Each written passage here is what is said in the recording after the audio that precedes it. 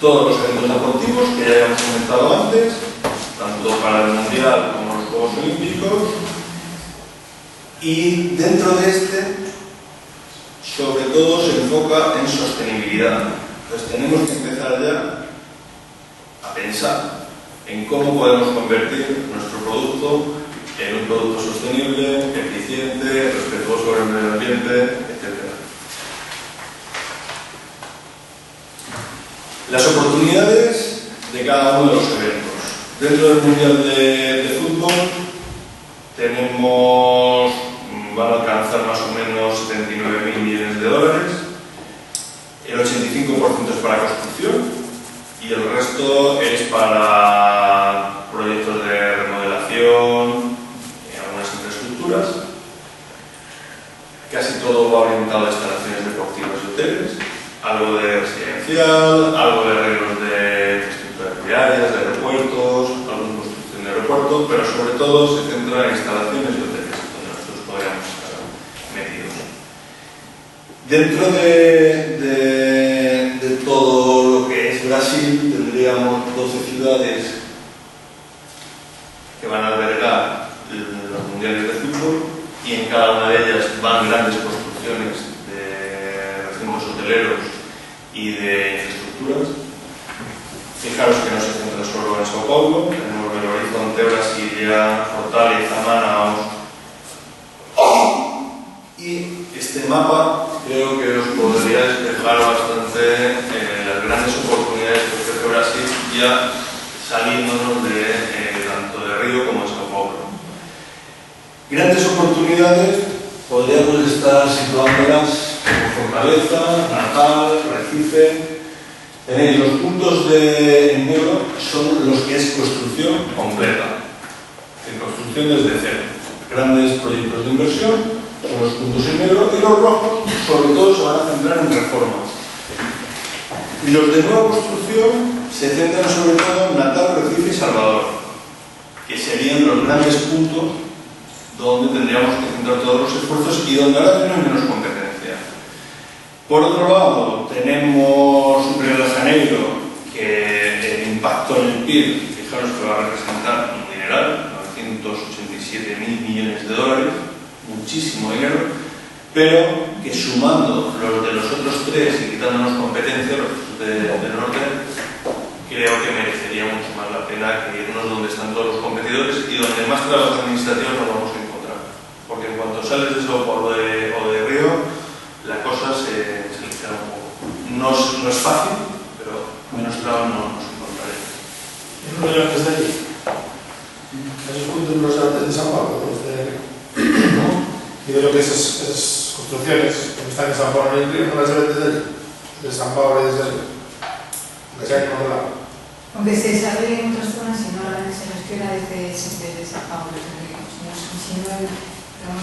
bueno, que se gestione. Sí, se puede gestionar, pero normalmente es verdad, lo que dices es verdad. En general, todo lo que se construye, todo se gestiona a través del Estado San Pablo.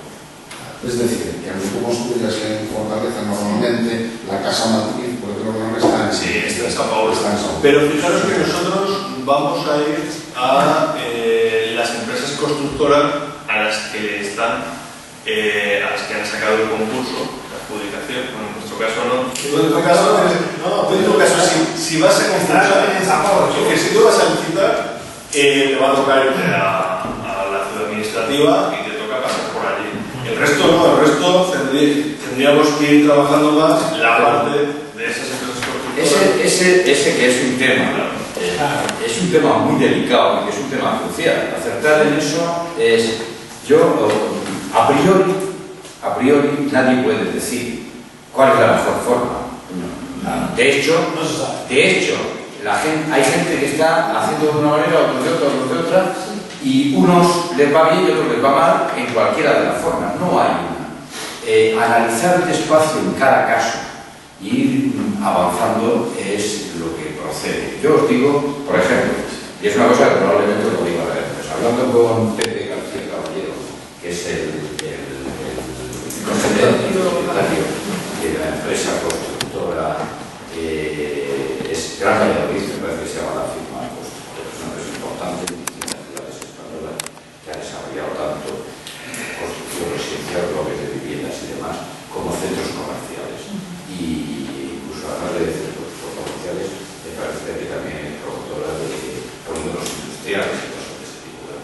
Ellos se instalaron en Brasil hace varios años. Cuando aquí estábamos en pleno apogeo, él fue de los pocos constructores que aquí frenó, no siguió la senda de crecimiento, por eso en estos momentos aquí está muy bien, sin equipamiento y tal, y empezó a trabajar en Brasil. Él me contaba, no sé si era realidad, que la experiencia suya, le dije, pero cuidado, la experiencia suya fue arrancar en Fortaleza, empezar a construir allí.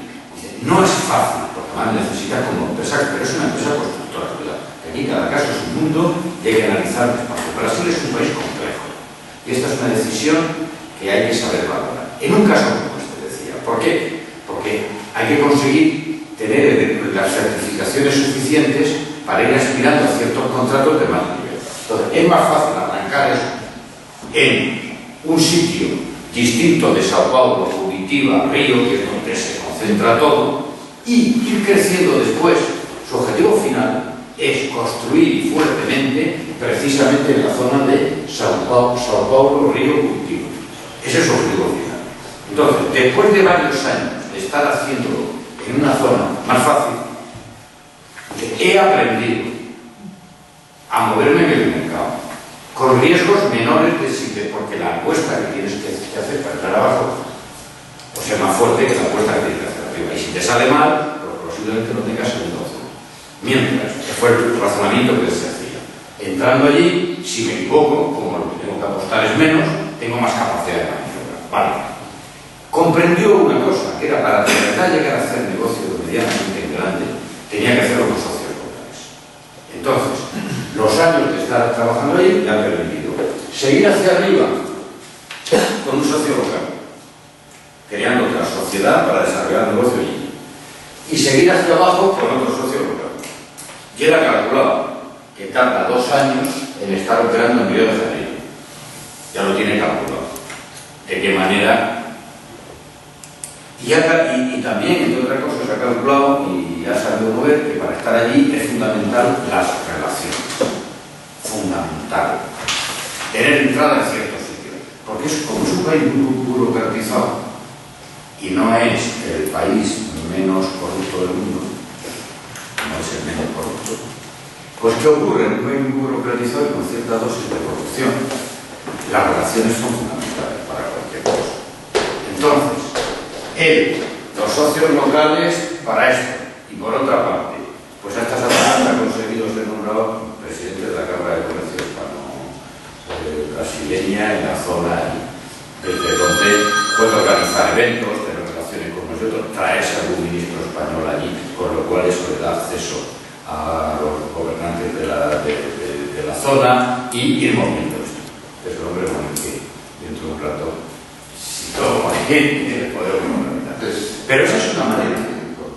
Por ejemplo, hay otra gente que directamente lo que ha hecho ha sido estar implantándose allí, porque desde el primer momento las concesiones administrativas, los temas, claro, están aquí y que hay que tener presencia, ¿no? Si ese es el caso, si vas a ir directamente a contratos de cierta envergadura que se sustancian aquí abajo, pues es probable. Si vas a ser subcontratista de empresas que se llevan a grandes contratos, lo cual también en muchos casos probablemente sea entonces hasta cierto punto es diferente. Depende de dónde están los obreros. ¿Vale?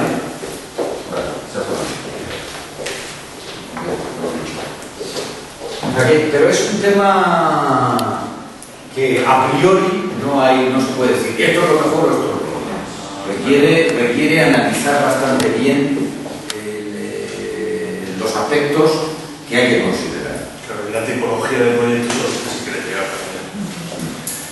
Aquí os hemos hecho un resumen de las principales oportunidades que hay relacionadas con eventos que se van a desarrollar. Por ejemplo, para el Mundial del 2014 se os han sacado las 12 ciudades y que van a acometerse en cada una de ellas. En Belo Horizonte, por la red de hoteles de mayor categoría, con infraestructuras de movilidad urbana, toda la reurbanización de varias áreas que están más degradadas. En Brasilia, espacios y sobre todo infraestructuras, con temas de eventos, congresos internacionales, etc. y así con cada una de ellas todos los proyectos que se van a ir desarrollando. Para los Juegos Olímpicos igual, los presupuestos y los proyectos que se van a lanzar en cada una de las ciudades. Los primeros que tendríamos que estar desafiando y empujando serían los del Mundial, porque son los que a corto plazo tendríamos y que ya están sacándose de cada una de las licitaciones y de los concursos. Para el 2016 empezarán un poquito más tarde. Al final, en resumen, se crearían como grandes oportunidades residencial, sobre todo vivienda social. Hay un déficit de casi 6 millones de viviendas aproximadamente y que además se necesitará construir de aquí a 2022 unos 23, casi 24 millones de viviendas. Por lo tanto, ahí están en pleno proceso de introducción y nos quedan por delante grandes construcciones de viviendas de bajo coste, viviendas básicas, pero que pueden dar mucho juego a la empresa española. El gobierno ahí también está apostando incluso para estas casas por la sostenibilidad, por lo tanto podría valer para varios acometidos el estar comunicando ese nuevo enfoque de producto. Por otro lado tenemos la construcción residencial de vivienda privada, más orientada a viviendas de lujo, grandes viviendas vacacionales, algún resort. Se está haciendo una fuerte inversión para desarrollar esas zonas y a partir de ese desarrollo se prevé un gran aumento de la construcción de estos nuevos tipos de viviendas más residenciales. Tenemos la construcción no residencial, sobre todo centrada en centros comerciales, donde se prevé una media de unos 24 que se desarrollen a lo largo de 2011, a lo largo de este año. Ahora mismo había unos 7 en marcha, el resto se tienen que empezar a poner en marcha antes de que termine el año, tienen las licencias adjudicadas y todo. Y así hay diversos promotores, tanto nacionales como grupos hoteleros, que ya están metidos y que están empezando a dinamizar todos sus proyectos. Los canales de acceso, como os decíamos, van a depender del tipo de proyecto al que vayamos a dirigirnos, pero sobre todo vamos a tener que centrarnos en grandes empresas constructoras a las que se les está adjudicando sus proyectos y ir de la mano de ellas, más que ir directamente nosotros a este tipo de proyectos. Se os dará dentro de toda la documentación las fuentes de cada una de las licitaciones para que podáis ir manteniendo un seguimiento continuo. Fijaros que aquí os hemos sacado el ranking de las 20 empresas de construcción top de Brasil, cada una con la facturación que tienen, el estado en el que están. No están todas en Sao Paulo. ¿Sabes cuál de esas tiene presencia española? Si sabes cuál de esas empresas tiene presencia española. Yo sé que hay alguna de esas potentes. Que tienen nacionalidad española. Sí, os las hemos dejado en el siguiente informe, que vais a tener dos informes. Uno que es más de las grandes oportunidades que se presentan y el otro más de contacto. Es decir, de quiénes son los principales agentes que tenemos que empezar a tocar. Y en ese, en cada una de las fichas hay una descripción y se indica, pues tiene algo de presencia española, el capital es un 10% español y se os va indicando todo. No me lo sé de memoria, y menos con los nombres que tienen las empresas. Pero fijaros cómo se distribuyen por distintas zonas. Sí que hay muchas que están en Río de Janeiro, en Sao Paulo, pero van distribuyéndose por distintas zonas, las grandes. La competencia, pues tenemos grandes empresas nacionales, hay 70 de las grandes competidores nuestros que hacen los mismos productos que nosotros, pero son impresores como los que comentabais, de 7.000, 70.000 metros cuadrados de instalaciones. Ya están exportando, es decir, no se centran